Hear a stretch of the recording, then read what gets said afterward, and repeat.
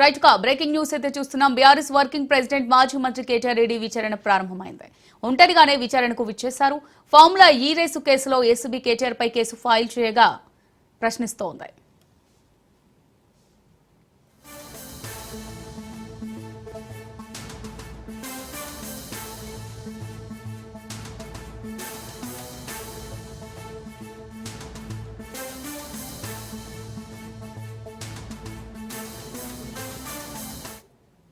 అయితే కేటీఆర్ ఒంటరిగానే విచారణకు విచ్చేశారు. ఫార్ములా ఈ రేస్ కేసులో ఏసీబీ కేటీఆర్ పై కేసు ఫైల్ చేయగా మనీ లాండరింగ్ జరిగిందని ఈడీ కూడా కేసు బుక్ చేసింది. దీంతో ఆయన ఈడీ ఆఫీస్ విచారణకు హాజరయ్యారు. కేటీఆర్ ఈడీ విచారణ నేపథ్యంలో బీఆర్ఎస్ శ్రేణులు భారీగా ఈడీ ఆఫీస్ వద్దకు చేరుకున్నారు. ప్రభుత్వానికి వ్యతిరేకంగా నినాదాలు చేస్తున్నారు. ఇక మరోవైపు ఫార్ములా ఈ రేసు కేసుపై ఈడీ ఆయన్ని ప్రశ్నించనుంది. ఇప్పటికే అరవింద్ కుమార్, బిఎల్ఎన్ రెడ్డిని విచారించిన ఈడీ వారి స్టేట్మెంట్ల ఆధారంగా ప్రశ్నలు అడగనుంది.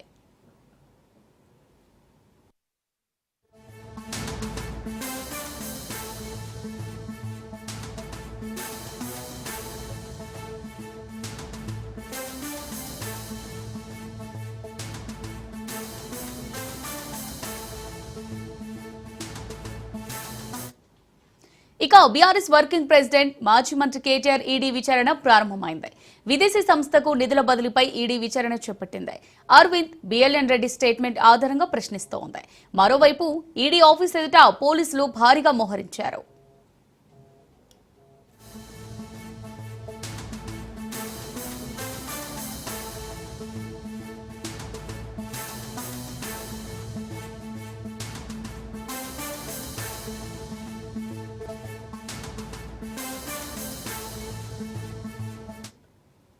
రైట్ గా బ్రేకింగ్ న్యూస్ అయితే చూస్తున్నాం. బీఆర్ఎస్ వర్కింగ్ ప్రెసిడెంట్ మాజీ మంత్రి కేటీఆర్ ఈడీ విచారణ ప్రారంభమైంది. విదేశీ సంస్థకు నిధుల బదిలీపై ఈడీ విచారణ చేపట్టినట్టుగా తెలుస్తోంది. అరవింద్, బిఎల్ఎన్ రెడ్డి స్టేట్మెంట్ ఆధారంగా ప్రశ్నిస్తోంది. మరోవైపు ఈడీ ఆఫీస్ ఎదుట పోలీసులు భారీగా మోహరించారు.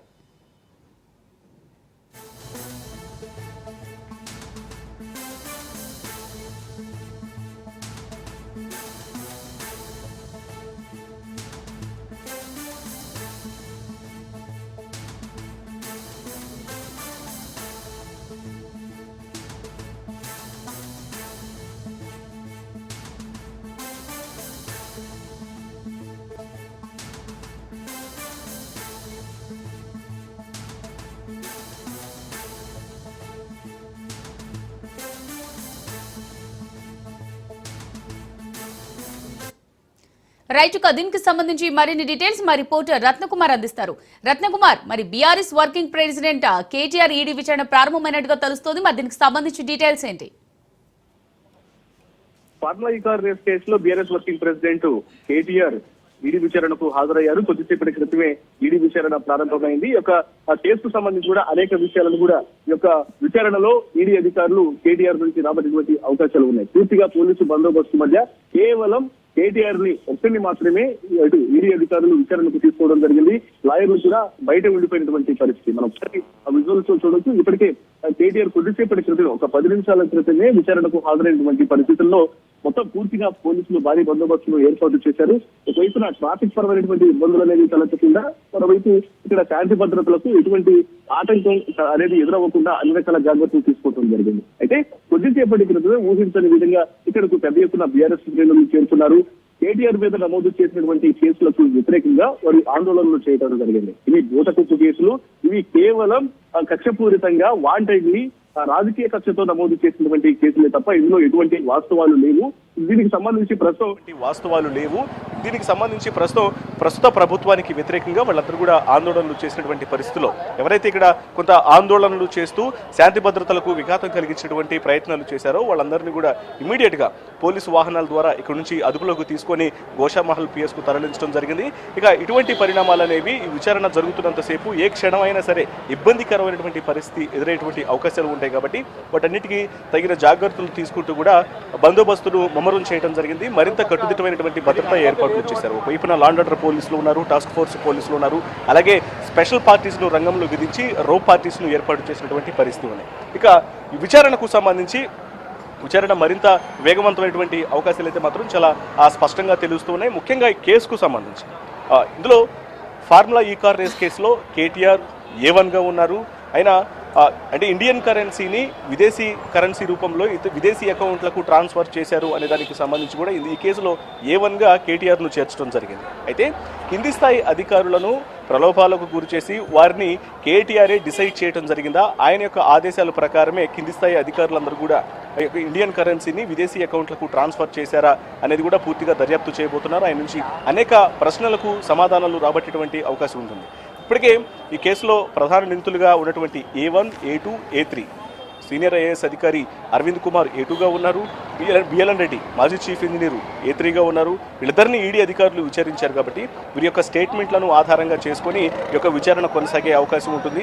ఎందుకంటే పై స్థాయిలో ఉన్నటువంటి అధికారులు లేకపోతే ఆ సమయంలో మంత్రిగా ఉన్నటువంటి కేటీఆర్ ఆదేశాల మేరకు మాత్రమే వీరు కింద ప్రొసీడింగ్స్ మొత్తాన్ని కూడా అమలుపరచడం జరిగిందా అనేది ఇప్పటికే ఇద్దరి నుంచి కూడా సమాధానాలు రాబట్టారు. కాబట్టి ఈ స్టేట్మెంట్లను కేటీఆర్ ముందుంచి విచారణ చేసే అవకాశాలు చాలా స్పష్టంగా ఉన్నాయి. అయితే వీటన్నిటికీ సంబంధించి కొద్దిసేపటి క్రితమే ఇటు న్యాయవాదులు కేటీఆర్ తరఫున న్యాయవాదులు మీడియాతో మాట్లాడటం జరిగింది. వాళ్ళు చాలా క్లియర్గా కొన్ని విషయాలను తెలియజేశారు. అయితే ఈవెంట్ ఆర్గనైజర్స్గా ఉన్నటువంటి FUO సంస్థతో అమౌంట్ అనేది క్లియర్గా కింది అప్పుడు ప్రభుత్వంలో ఉన్నటువంటి అధికారులు ప్రతి రూపాయిని కూడా వారి యొక్క అకౌంట్లకు జమ చేయడం జరిగింది. ఇదంతా కూడా చాలా ట్రాన్స్పరెంట్గా జరిగినటువంటి ట్రాన్సాక్షన్స్. ఇది కేవలం ప్రభుత్వంలో ఉన్నటువంటి అధికారులు తమ వంతు బాధ్యత వారు తీసుకొని వారు నిర్వహించాల్సి ఉంటుంది. కేవలం మంత్రిగా ఆయనకు ఒక సైన్ మాత్రమే చేశారు తప్ప ఆయన యొక్క ప్రత్యక్ష ప్రమేయం కనీసం 0% ప్రమేయం అనేది కూడా ఆయన ఇందులో ఏమాత్రం లేదు. ఈ కేసు అనేది వీగిపోతుందనేటువంటి విషయాన్ని ఇటు అడ్వకేట్స్ తెలియజేసినటువంటి పరిస్థితి ఉంది. అయితే ఇక నమోదు చేసినటువంటి కేసులకు సంబంధించి కూడా ఖచ్చితంగా ఒకవైపున దర్యాప్తు సంస్థలకు సహకరిస్తూనే మరోవైపున న్యాయస్థానాల వద్ద కూడా ఫైట్ చేస్తామన్నటువంటి విషయాన్ని చెప్పారు. ఏదైతే ఫెమా నిబంధనల గురించి తెలియజేస్తున్నారో అమౌంట్ అనేది జరిగినటువంటి ట్రాన్సాక్షన్ ప్రతి రూపాయి కూడా ప్రభుత్వంలో అధికారంలో ఉన్నటువంటి గవర్నమెంట్ ఉద్యోగుల యొక్క వారి యొక్క ప్రమేయంతో వారి నిర్ణయం ప్రకారం మాత్రమే జరిగింది తప్ప ఇందులో ఆ సమయంలో మంత్రిగా ఉన్నటువంటి కేటీఆర్ యొక్క పాత్ర అనేది ఉండదు అనేటువంటి విషయాన్ని చాలా స్పష్టంగా న్యాయవాదులు తెలియజేస్తున్నారు.